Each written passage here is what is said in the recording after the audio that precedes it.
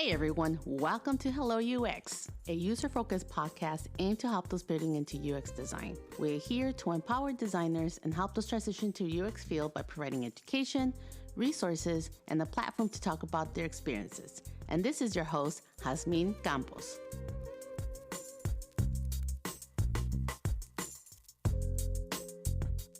Hello-dies, I am so glad to be back. I hope you miss me as much as I missed you. I've been busier than ever, juggling multiple projects and always looking for relevant content for y'all. Before the season ends, we're going to be touching on the concept of mentorship and the two facets of being a mentor and being a mentee. We'll begin this episode where we chat with Miguel Roblero. Miguel Roblero is a senior product designer at Dell Technologies and an Adjunct Professor-Instructor at UT Austin's UX/UI Bootcamp and has been mentoring for several years. I met Miguel working as a TA for one of his cohorts teaching. Right from the get-go, I knew I wanted to interview Miguel for Hello UX as I noticed he is genuinely interested in his students' position after the bootcamp and making sure he positions them in a place where they can go and start seeking for a job in UX. So without further ado, join us in this conversation with our guest, Miguel Roblero.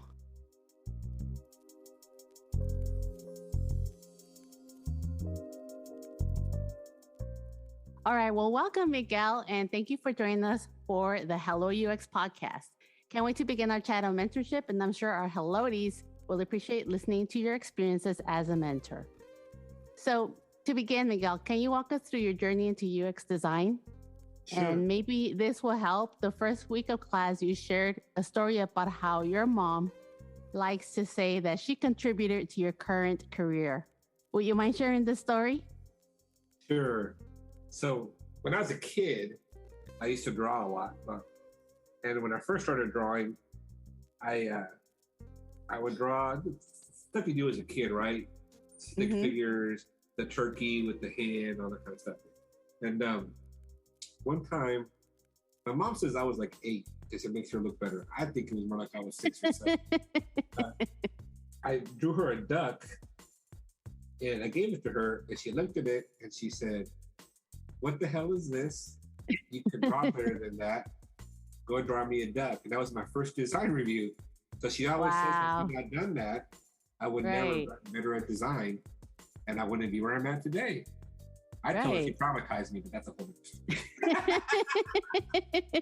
And I think when you say this story, I think because the students are new and I think it goes over their heads. But I feel like I got it because, in UX design, there's a lot of iteration. And so there's always room for improvement. Yeah. And then, so I'm not sure if you would like to walk us how did it come to be that you are now the senior product designer at Dell Technologies? Yeah. So when I was, because I'm 47, right? So when I was leaving high school, I didn't know what I wanted to study because UX was not a thing, right? And I could have gone commercial art kind of thing. And I just kind of wavered. I tried to do engineering. It wasn't my thing. And over time, I must have been about 24. I decided to go to school for animation.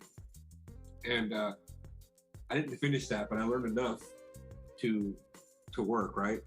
And I had a teacher there who was probably our best teacher, but he was kind of mean, right? And he always told us that we needed to continuously be learning and that at some point we'd have to work for ourselves.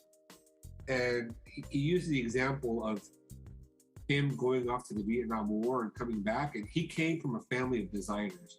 His parents were what were called commercial artists back in the day, which then became graphic designers, so forth and so on. And he said that when he came back from war, he had missed the gap of developmental skill sets and design, and he had to work really hard to catch up. But what that did was it created a passion for him in design and animation, right? And he said his fellow friends and colleagues that did not go to war, that stayed and went to school, by the time he came back, a lot of them had burned out in the industry, and they were really good designers. So he always says, had he not been introduced to design older in life, he might not have been a designer, right? Because he had to kind of learn and grow, and that cemented in him that we're in a profession that you will always be learning. You will never stop learning. If you want to stay in this profession, be successful, you will always be learning because our profession and our industry changes so much, right? Right. If you don't keep up, you are not going to be employable, right? So he understood that. So when I left animation school because I followed a girl Of course. to Columbus, Ohio, she was crazy. So that lasted about a month or two. And then, but I went back to San Antonio and there wasn't a market for animation in San Antonio. So I started to do graphic design and print work, right? And my very first job in a design firm was in outside sales. I wasn't a designer. And I took that job to learn how to do business, how to write contracts, how to make cold calls. And when I was in that job for a little over 6 months, I realized that I knew nothing about printing because you don't deal with printing and animation, right? And that was a thing back in 2003. Printing was still a thing, right? So I went and did outside sales for a print shop to learn what printing was like. And then from that, I started my own graphic design business that eventually turned into a web design business that eventually died out in 2016, right? And I went from graphic design and print to flash animation websites to learning how to teach myself to code, doing websites in a content management system called Drupal. And all through that, I knew I was targeting the Hispanic market, right? And I understood that you target differently the Hispanic markets than you do Anglo-Saxon markets. But then I also understood there's different demographics within the Hispanic market that you have to target as well, which is all user experience, right? Right. So at one point, I realized I needed to finish my degree, and I had a mentor help me with that. And I entered school at UTSA, and I had messed up a lot before, so I had like a really low GPA and a bunch of hours. I had like 79 hours and a 0.8 GPA. So that's an insurmountable hill if you never have to take those hours again, right? So I don't have much compassion for people that say school's hard because no one had it harder than me, right? I had to work hard to overcome that GPA. And kind of long story long is I wound up graduating with a degree in public relations. And without knowing it, public relations, that degree aligns with user experience because public relations is heavily based on experiments and it's heavily based on research. So when you do a PR campaign, you run experiments, right? It used to be, just to make it simple, web, TV, radio, right? Now it's social media, right? And you would run experiments that are time, we call them objectives, that are time bound and measurable. And after you run the experiment and you did all your academic research and your generative research, right? Quantitative and qualitative research, you wind up seeing, okay, I ran the experiment, I had good success in TV, I had good success in radio, I had good success in print, I had good success online. Which had the most success, right? And you take money, what we call the spend, from the one that had the least and you put it in the one that had the most, right? Then you could track that. I didn't realize that's all user experience, right? Yeah. The research side of things. So as I was doing my business, I got more into SEO, which has changed a lot. And in 2016, right before the election, people were not spending money because, quite frankly, they were trying to see if a Democrat would take office or a Republican. Because if a Democrat took office, they would get taxed too much. So they were going to spend. If a Republican took office, they were going to spend money. So my business tanked and I didn't know what to do because I had never had to be associate or junior, mid, senior, whatever. I didn't know where I fit in the gamut of design hierarchy, right? So I applied to every job I could think of. And the first bite I got was in Austin for the Department of Labor as a senior designer, right? And I realized based on my experience, based on running teams, because I was running teams, right, for myself. I had developers, designers, blah, blah, blah. I was at a senior level, right? And my entrepreneurial spirit, having my own business, has helped me a whole lot in my career now in enterprise software because I understand ecosystems, because I understand you have to have partners. And most designers don't understand that. They've never been taught that, and they don't know what they don't know, right? If you've never had to kind of face that, someone in the enterprise level has to help you understand that and teach you that. I already know it, right? So I tend to be successful when most designers don't. I also try to look for opportunities where most designers don't because I understand that money drives everything, where most designers don't. Most designers think that the design itself is valuable and it's not. design is worthless unless it has some kind of return on investment. That's animation, that's fine art, that's graphic design, that's user experience. Unless the business can see a return on investment, design is worthless, right? And I understand that. So that led me to doing really well at Dell, right? And then I try to teach that to my students. I don't know if they grasp that initially. I think by the time they graduate to Bootcamp, a lot of them understand that.